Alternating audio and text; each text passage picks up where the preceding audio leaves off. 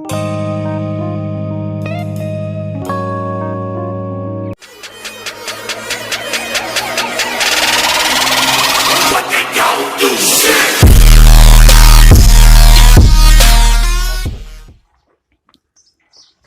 दोस्तों, नमस्कार।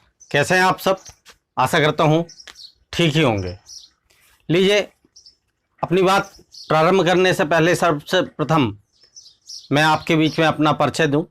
मैं अरुण कुमार श्रीमाली सरस्वती विद्या मंदिर इंटर कॉलेज महोबा से आपके बीच उपस्थित हूं।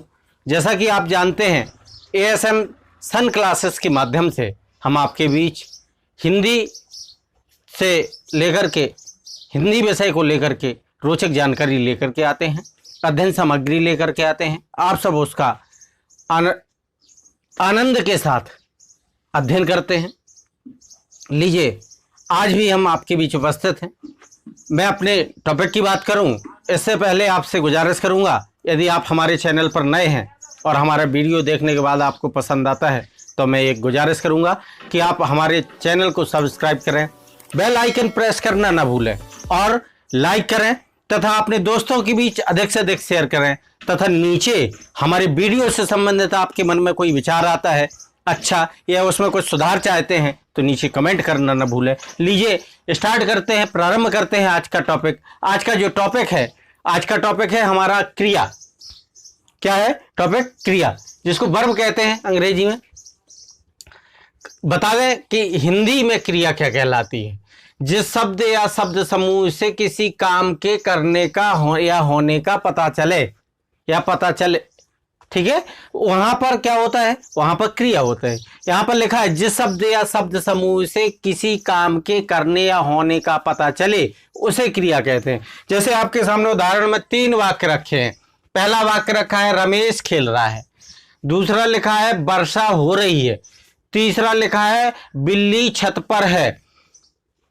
इसमें देखिए, इसमें आपका रमेश खेल रहा है ये क्रिया है। वर्षा हो रही है, अब हो रही है ये क्रिया है। और बिल्ली छत पर है, इसमें भी क्रिया है। कौन सी है? छत पर है, यानी है क्रिया है। अब देखिए, अब बात करते हैं धातु की। धातु क्या है? धातु क्रिया का मूल रूप जो होता है वो धातु कहलाती है। क्रिया का मूल रूप धातु कहलाती है। जैसे आपका उदाहरण में मैंने आपके सामने लिखा भी है, धातु क्रिया का मूल रूप धातु कहलाता है। जैसे पढ़ना, इसमें लिखा है, आप देख रहे होंगे पढ़ना लिखा है, इसमें ना अलग है और पढ़ अलग लिखा है। मैंने आपके समझने के लिए लिखा है, वैसे शब्द एक है ये पढ़ना। तो इसमें पढ़ धातु है और ना प्रत्यय लग करके ये शब्द बना है पढ़ना। यानी धातु क्या है? पढ़ धातु है और प्रत्यय आपका न लगा है और मिलकर के एक शब्द बना है जिसको क्रिया कहते हैं। यानी क्रिया का मूल रूप क्या कहलाता है? धातु कहलाती है। क्या कहलाती है? धातु कहलाती है। अब बात करते हैं क्रिया के भेद। क्रिया के भेद मुख्यतः 2 प्रकार के हैं। इसमें लिखा है 2 भेद होते हैं। पहली है आपका अकर्मक क्रिया। अकर्मक क्रिया अकर्मक, इसे यहां समझे बहुत अच्छी तरह। अकर्मक, आ माने नहीं, कर्म, यानी जिस वाक्य में कर्म ना हो, जिस वाक्य में क्रिया के साथ कर्म ना हो, वहां पर क्या होता है? वहां पर अकर्मक क्रिया होती है। जैसे उदाहरण लिखे हैं मैंने 2। बालिका रोती है, वह हंसता है। एक वाक्य हो सकता है वह खाती है। अब क्या खाती है? कर्म नहीं पता, ठीक है। वह हंसता है, इसमें कर्म नहीं पता। वह रोती है, कर्म नहीं पता। यानी ऐसे वाक्यों को क्या कहते हैं? अकर्मक क्रिया कहते हैं। सकर्मक क्रिया। सकर्मक क्रिया क्या है?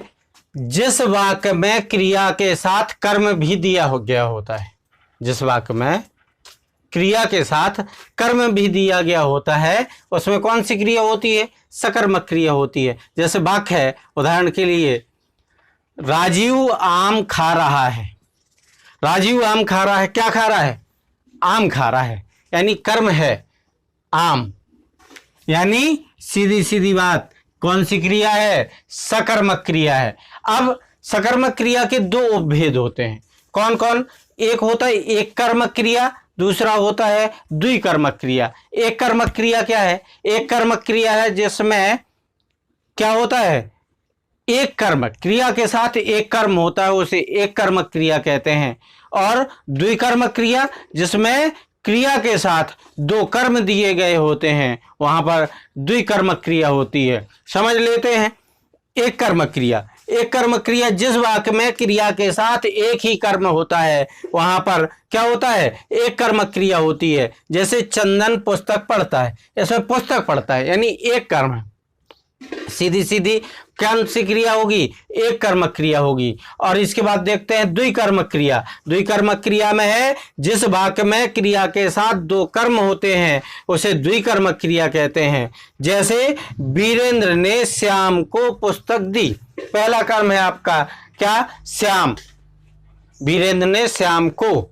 दूसरा कर्म है पुस्तक, यानी पुस्तक दी, यानी दो कर्म है, यानी ये कौन सी क्रिया होगी, द्विकर्मक क्रिया होगी। अभी हमने पढ़े कि क्रिया के दो भेद होते हैं। अब देखेंगे कि प्रयोग और संरचना के आधार पर क्रिया के कितने भेद होते हैं।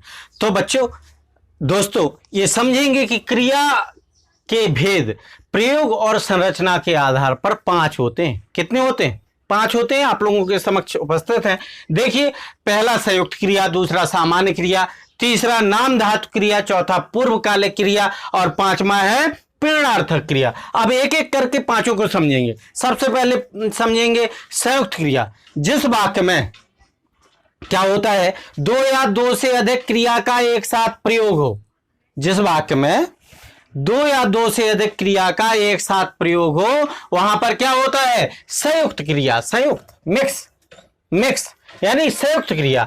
तो यहां पर जैसे पुष्पा दिल्ली चली गई, अब पुष्पा दिल्ली चली गई, इसमें गई एक क्रिया और चली दूसरी क्रिया, यानी दो क्रियाओं का संयुक्त रूप से प्रयोग किया गया है। इस प्रकार से हम जानेंगे कि यहां इस वाक्य में संयुक्त क्रिया का प्रयोग किया गया है। इसके बाद दूसरा समझेंगे सामान्य क्रिया। सीधी सीधी सामान्य से समझ जाएंगे, सामान्य यानी जनरल, यानी सीधी सीधे केवल एक क्रिया का प्रयोग हो वहां पर क्या होता है, सामान्य क्रिया होती है। जैसे आप गए यानी आप करता, गए क्या है, क्रिया है, यानी सिर्फ एक क्रिया का प्रयोग है। इस प्रकार हम जानेंगे कि ये सामान्य क्रिया है। इसके बाद देखते तीसरी है हमारा नाम धातु क्रिया। नाम धातु क्रिया थोड़ी सा अच्छी तरह समझेंगे, जहां पर जिस वाक्य में संज्ञा सर्वनाम विशेषण शब्दों से क्रिया बनती है। किस किस से, संज्ञा सर्वनाम विशेषण शब्दों से क्रिया बनती है। बनी हुई ऐसी क्रिया क्या कहलाती है, नाम धातु क्रिया कहलाती है। समझिए, ट्रिक समझिए कि नाम क्रिया को धातु क्रिया, यानी क्रिया को नाम किसी दूसरे का है।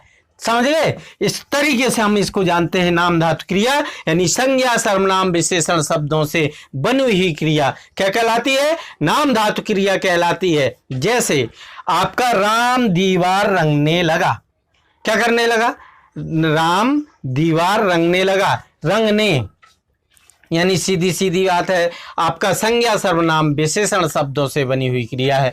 यहाँ क्या होगी, नाम धातु क्रिया होगी। अब आती है चौथा आता है पूर्वकालिक क्रिया। क्या आती है, पूर्वकालिक क्रिया, पूर्व पहले, सीधी सी समझे, पूर्वकालिक क्रिया यानी क्रिया से पहले, पूर्वकालिक क्रिया से पहले यानी मुख्य क्रिया से पहले किसी दूसरी क्रिया का प्रयोग किया गया हो। पूर्वकालिक क्रिया यानी एक क्रिया से पहले, यानी मुख्य क्रिया से पहले किसी दूसरी क्रिया का जहां प्रयोग होता है वहां पर क्या होता है, पूर्वकालिक क्रिया होती है। क्या होती है, पूर्वकालिक क्रिया होती है। जैसे इसमें लिखा है मुख्य क्रिया से पहले किसी दूसरी क्रिया का प्रयोग होता है, वहां पूर्वकालिक क्रिया होती है। जैसे उदाहरण लेते हैं, वह मंदिर देखकर प्रसन्न हुआ। यहां पर मुख्य क्रिया आपकी प्रसन्न हुआ, क्या है, प्रसन्न हुआ, लेकिन उससे पहले एक क्रिया का प्रयोग किया गया है, क्या, देखकर, उसने देखा, इसके बाद प्रसन्न हुआ। यानी मुख्य क्रिया से पहले, मुख्य क्रिया है प्रसन्न होना, उससे पहले है देखना, यानी देख कर प्रसन्न हुआ। इस कंडीशन में यहां पर क्या होता है, पूर्वकालिक क्रिया होती है। इसके बाद देखेंगे प्रेरणार्थक क्रिया। प्रेरणार्थक यानी सीधी समझिए, प्रेरणा प्रेरणा देने वाला, यानी कर्ता स्वयं कार्य ना करके, समझें कि कर्ता स्वयं कार्य ना करके दूसरे को काम करने के लिए प्रेरित करता है। जहां जिस वाक्य में कर्ता स्वयं कार्य ना करके दूसरे को कार्य करने के लिए प्रेरित करता है, वहां पर क्या होता है, वहां पर प्रेरणार्थक क्रिया होती है। जैसे उदाहरण लेते हैं, सुंदर मोहन से पत्र लिखवाता है, यानी स्वयं नहीं कर रहा, लिखवा रहा है, लिखवाता, यानी लिखवाता जो है, लिखवाता शब्द क्या है, लिखवाता आपकी सीधी सीधी प्रेरणार्थक क्रिया है। आज इस तरीके से हमने समझे, ये हमने क्रिया क्या है, क्रिया के भेद कितने हैं और क्रिया के प्रयोग और संरचना के आधार पर कितने भेद होते हैं, आज हमने अध्ययन किया।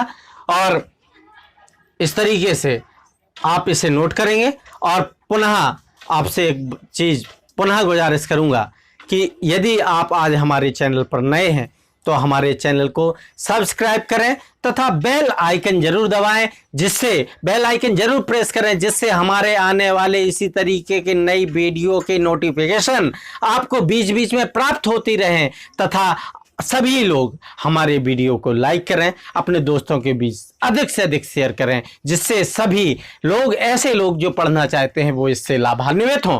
तथा आप हमारे वीडियो से संबंधित कोई भी विचार रखना चाहते हैं, कोई भी बात हम तक पहुंचाना चाहते हैं, निश्चित ही आप नीचे कमेंट करें। हम आपके कमेंट को पढ़ करके उसमें सुधार करेंगे और आपकी बात, आपका जवाब देने में हम सफल हो सकेंगे। सहृदय धन्यवाद।